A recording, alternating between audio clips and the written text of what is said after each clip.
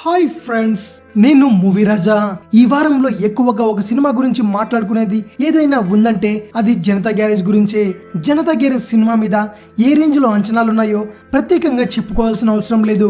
కేవలం తెలుగు రాష్ట్రాల్లోనే కాదు, కేరళతో పాటు ఓవర్సీస్ లోను ఈ సినిమాపై విపరీతమైన క్రేజ్ నెలకొంది.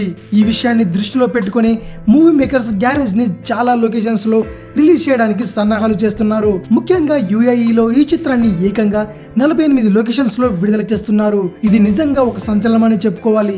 ఎందుకంటే గల్ఫ్ కంట్రీల్లో ఏ ఒక్క తెలుగు సినిమా కూడా అన్ని లొకేషన్స్ లో రిలీజ్ కాలేదు.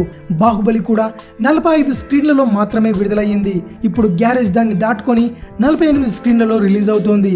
దీంతో ఇటు తెలంగాణ, ఆంధ్ర, కేరళ రాష్ట్రాల్లోనే కాకుండా యుఏఈలోనూ గ్యారేజ్ ద్వారా ఎన్టీఆర్ తన ఖాతాలో అరుదైన రికార్డుని జమ చేసుకున్నాడు. ప్రస్తుతం ఈ సినిమా ఫస్ట్ కాపీని ప్రిపేర్ చేసే పనిలో యూనిట్ నిమగ్నమైంది. ఆగస్టు 27వ తేదీలోపు దాన్ని రెడీ చేసి ఆ రోజే సెన్సార్ ఫార్మాలిటీస్ ని పూర్తి చేయాలని చూస్తుంది చిత్ర టీం.